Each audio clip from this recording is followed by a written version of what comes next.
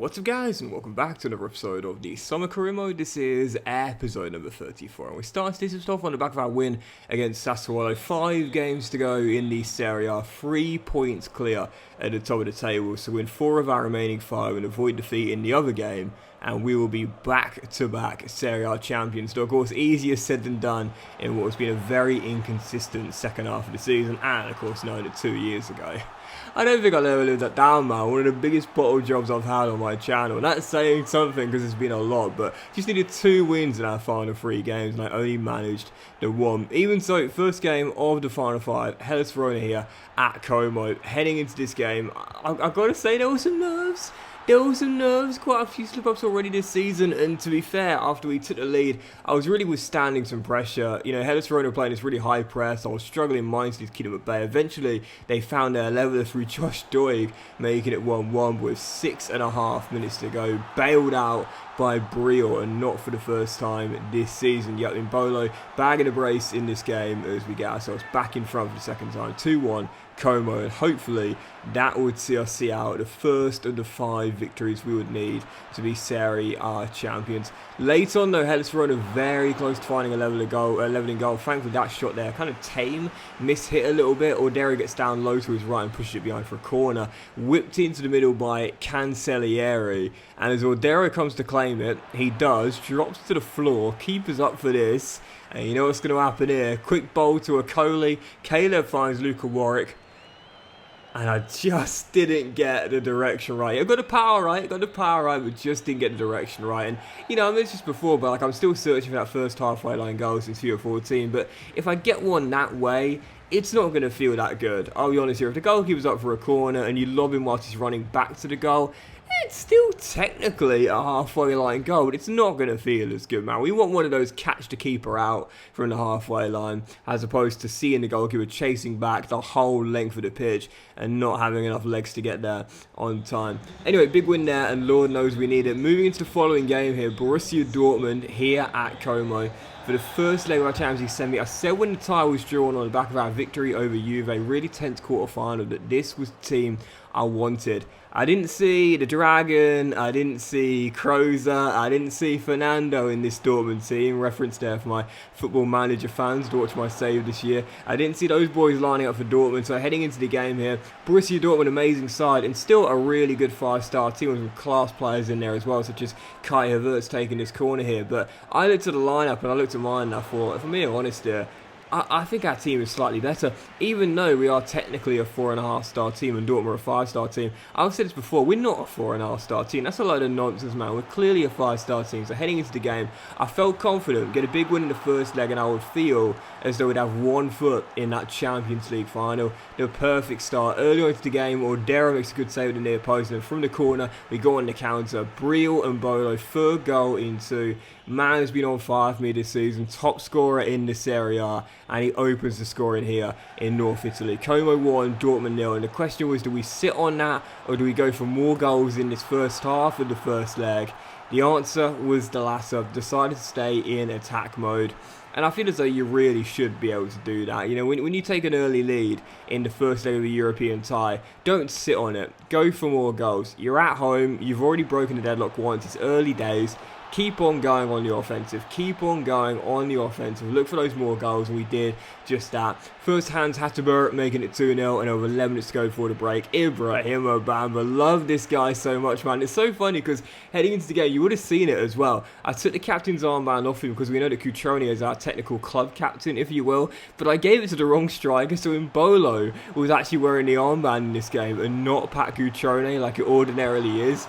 In the end, I guess Briel was kind of fired up by the fact I gave him the captain's armband accidentally and unintentionally, of course. We scored 2 of our 4 goals in the first half. Hatterberg and Bamba with the others, and also got none in the second half. We held on for the clean sheet and the 4-0 scoreline. Final score at the Stadio Giuseppe Sinigaglia. Como 4, Dortmund 0, and no doubt about it now, 1 foot in that Champions League final. I didn't want to come across as arrogant when that tie was drawn, and I showed you in the last episode, but Real Madrid, they've won it more times than anyone else. PSG, one of the strongest sides in European football, desperate to finally pick up that elusive first ever Champions League, and of course the most dominant side in French football as well. But for Borussia Dortmund, they're still a fantastic team, don't get me wrong, but I felt as though we'd be favourites heading into the tie. It was the team I wanted, it was the team I got, and at the heading to the first leg, I just thought, if I get an early goal, stay in attack mode, get a couple of more goals, and I feel very confident got 1 foot in the Champions League final. Exactly how it panned out. 4-0, 4-0. I felt confident I'd win the first leg, but 4-0 means we've definitely got 1 foot, if not at least 3 or 4 toes, in that Champions League final. So yeah, following game, travelling to Roma, Mourinho's side, away from home, heading into the game here. Perfect start.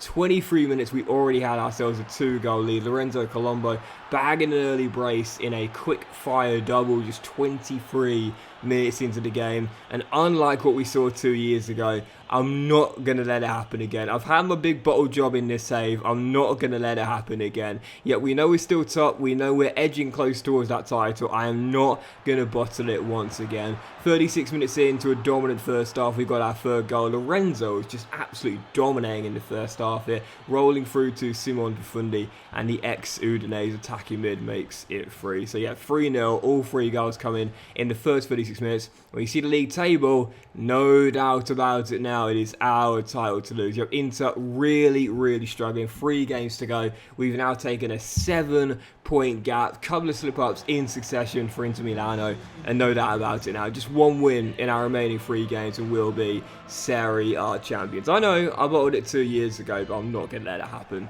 once again. So for the following game, travelling to Germany to the iconic Signal Iduna Park, taking on Borussia Dortmund and facing their giant yellow wall heading into the game. It would need to be a miracle if Dortmund were to come back from that 4-0 first leg deficit to make it through. So I did decide to rest the majority of my players. I had a few starters out there, Ordero, Bove, Bam, but for the most part, I felt as though I could rotate my side quite strongly. And heading into the game, we made it 1-0 early anyway. Pat Cutrone getting the armband this time gave us the opener, and whilst late on in the game, Dortmund did get a goal back to make it 1-1 with 10 minutes to go.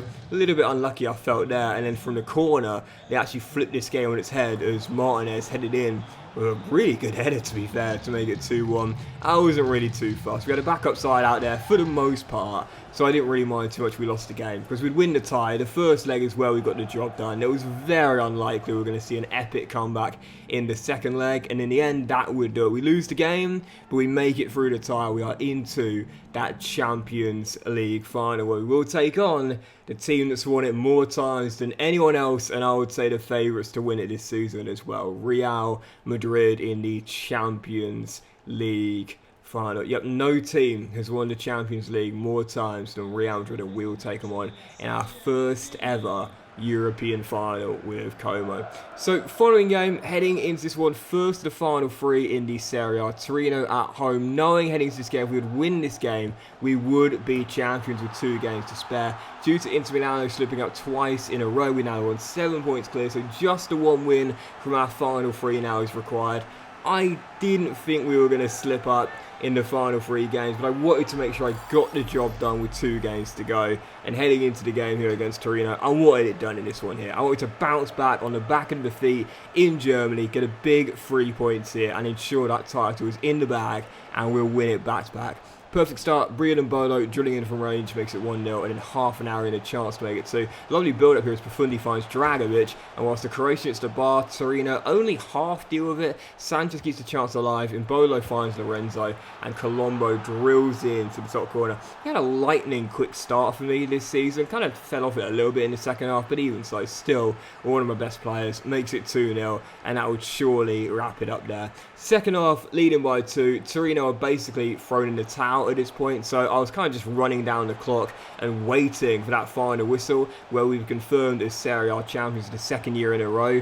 And in the end, I put a bit of style on it. 2.5 minutes to go. Destiny Udogie gets a little bit lucky down the left-hand side, but I love scoring those skill shot goals. They're quite simple to finish when you are so close to the goalkeeper, but it doesn't detract from how cool they look. Udogie rolls it into the middle, and Brian and Bolo, Golden Boot winner this year in the Serie A, with an absolutely beautiful little skill shot to wrap it up. You got 3-0 Como, and that would do it. Big victory at the Stadio Giuseppe Sinigaglia. We just needed a 1 in our final 3, but I didn't want to leave it for our remaining 2 games. Were tough ones, to be fair, on the final day away against Atalanta as well. I wanted a job done in this one here, and it is indeed job complete for Como. 3-0 the final score, 3 points in the bag, and we are back-to-back Serie A champions. So sometimes, I mentioned before, like sometimes when you go for a loss, it's a lesson that you learn from, and you then don't repeat those same mistakes again. That's kind of how I've tried to reframe my mind over the years, especially over the past few years in my personal life as well. Like we're all going to go through losses, we're all going to go through failures, we're all going to make mistakes, there's no doubt about it, but instead of dwelling on those losses and not picking anything up from them, learning the lessons that you got from failure and defeat, it can serve you in such good stead for the future. It really can. You make an error, you fail, you come up short, whatever the case may be. Instead of dwelling on that and feeling sorry for yourself, to me, it can be one of the best things that can ever happen to you, because it can really strengthen you moving forward. And once you've learnt your mistake, just not repeating it again, because you know what will happen if you do. I've mentioned this many times before, but I've gone through like a lot of different stages in my life. Stages where I've been doing quite well. We could be talking about professional or personal here or whatever else, but times where I've done quite well, or times where I've been exceeding my own expectations. But to me, the times where I've learnt the most and I've grown the most have not come from the times where I've been successful. I've enjoyed those times a hell of a lot more, obviously, of course we do, but I've learned a lot more, I've developed a lot more, I've become a better person, not because of my successes, but because of my failures. If you take your licks and you look back on that moment and you analyse it and you see where you went wrong, what you did wrong, if you take those lessons, I ensure you don't make those same mistakes again.